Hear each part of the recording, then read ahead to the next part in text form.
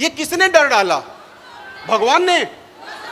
वो कछुआ सिर्फ किताब में जीत सकता है, रियल जिंदगी में तो खरगोश ही जीतता है, कभी कछुआ नहीं जीतता। वो किताब में जीत सकता है, हकीकत में नहीं जीत सकता, वो कभी नहीं जीत सकता।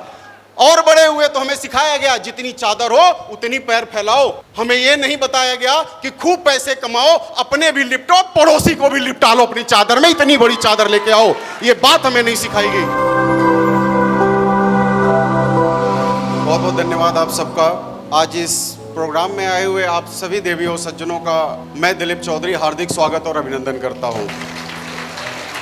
ईश्वर की सर्वश्रेष्ठ रचना। साथियों, 84 लाख योनियों के जन्म के बाद हम मानव का जन्म पाए, ऐसी बातें बचपन से लेकर के आज तक हमने सैकड़ों बार सुनी है, हजारों बार सुनी है। क्या आप इस बात से स्वीकार करते हैं कि भगवान ने जितने लोगों को भी इस दुनिया में बनाया है, जितने भी जीव जंतुओं को बनाया है, उन सभी लोगों में सबसे श्रेष्ठ मानव होता है? क्या सही है?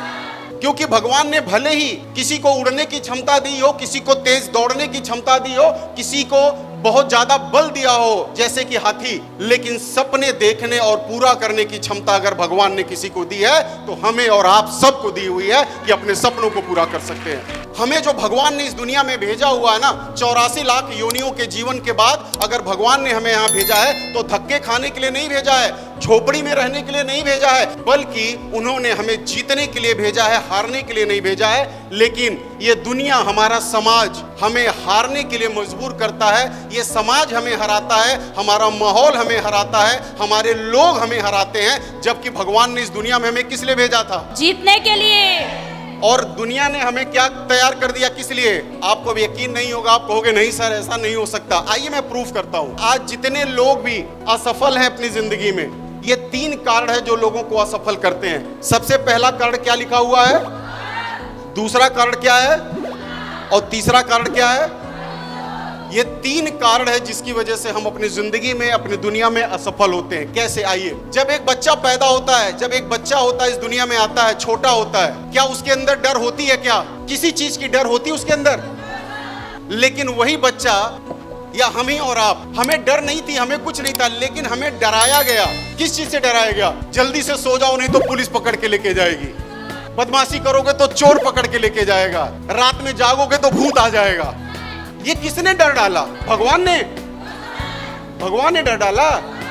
भगवान ने तो हमें निडर बना करके इस धरती पे भेजा था, इस दुनिया को जीतने के लिए भेजा था। लेकिन हमारे परिवार, हमारे समाज, हमारे माहौल ने हमें डरपोक बनाया, हमारे अंदर उन्होंने डर डाला। और आज यही डर जब मेरे अंदर आया तो मैं भी अपने बच्चों को यही ट्रांसफर करता हूं। क्या ये बात सही है, गलत है? जिस चीज से हमें डराया गया है वही चीज से आज हम अपने बच्चों को भी डराते हैं। सही बात है ना? और इस तरह से इस समाज को, लोगों को तो हम खुद डराते हैं कि तुम ये नहीं कर सकते, वो नहीं कर सकते, ऐसा होगा, वैसा होगा। एक आदमी ने डायरेक्ट सेलिंग बिजनेस ज्वाइन किया तो उसे डराता कौन है? उसका समाज ही उसे डराता है कि तुम नहीं कर पाओगे, तुम्हारे बस की बात नहीं है, तुमसे नहीं हो पाएगा। तो ये समाज ही हमें हारने का रास्ता दिखाता है। और दूसरा, तुलना। ये देखो फला का बेटा कितना पढ़ता है, पढ़ने में कितने नंबर लाता है, वो उसका बेटा खेलने में कितना अच्छा है, उसका बेटा सुबह उठ करके पढ़ता है। हम अपने बच्चों की तुलना करते हैं आज दूसरों के बच्चों से, और तुलना करने पे आत्मविश्वास उस बच्चे का डाउन हो जाता है जिसके सामने तुलना की जाती है। इसलिए कभी किसी के साथ किसी का कंपेयर नहीं करना चाहिए, इससे मनोबल टूटता है। और तीसरा, हमारी सोच। बचपन में हमने एक कहानी पढ़ी है। कौन सी? खरगोश और कछुए की कहानी पढ़ी है कि नहीं पढ़ी है?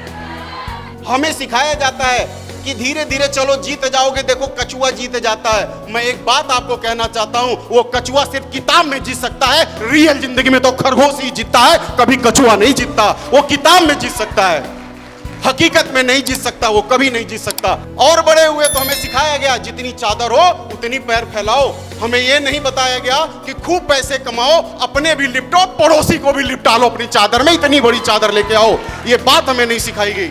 लेकिन हमें खुद को तैयार करना है। किस चीज के लिए? क्या मेरे साथ आप शपथ लेते हैं कि आज से हम जीतने के लिए तैयार करेंगे? Yes sir. आज से किसी के डराने पे नहीं डरेंगे?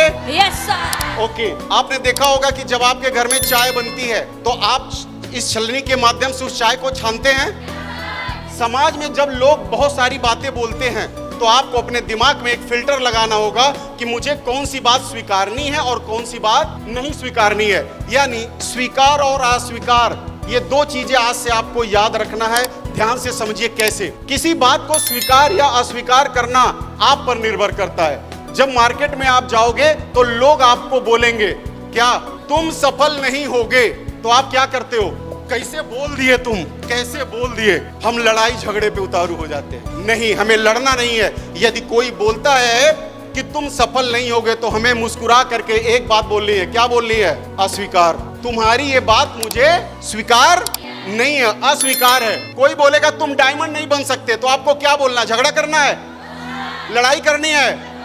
मुस्कुरा करके एक बात बोलनी है। क्या बोलिए ना, क्या बोलना है?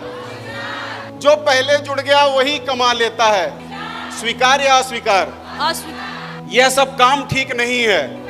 किसी ने खूब कहा है पूरे समुद्र के पानी में इतना दम नहीं है कि नाव डुबा दे। वो नाव डूबती है तो अपने उस छेद की वजह से डूबती है, नहीं तो पूरा समुद्र मिल करके वो एक नाव को नहीं डुबा सकता। तो किसे हम स्वीकारते हैं और किसे नहीं स्वीकारते हैं, ये बहुत ज्यादा मैटर करता है। अब लोग अगर बोलेंगे कि तुम्हारे प्रोडक्ट काम नहीं करते, तो क्या आपको जवाब देना है? ये अपने आप को ही बोलना है या उससे भी बोल सकते हो अस्वीकार। कोई बोलता है तुम कार नहीं ले पाओगे, ये बात क्या बोलेंगे? लोग बोलेंगे तुम इस बिजनेस से घर नहीं बनवा सकते, क्या बोलना है? अस्वीकार। तुम एक दिन सफल जरूर होगे। स्वीकार। यस, अभी कुछ लोगों के मुंह से निकलते निकलते रह गया। लोग बोलेंगे तुम इस बिजनेस में सफल जरूर हो जाओगे, तो मुस्कुरा के क्या बोलना है? स्वीकार। एक्सेप्टेड, स्वीकार है। समझ आई बातें? तो हमें एक फिल्टर लगाना है, एक जाली लगाना है। हमें ये डिसाइड करना है हमें किन बातों का स्वीकार करना और किन बातों को स्वीकार नहीं करना। यदि आप अपने जीवन में इस बिजनेस में सफल नहीं हो पाते, तो ऐसी कई बातों को आप स्वीकार करते हैं जो आपको स्वीकार करना नहीं चाहिए, जिसकी वजह से आप इस बिजनेस में पीछे हो जाते हैं, आप इस बिजनेस में सफल नहीं हो पाते।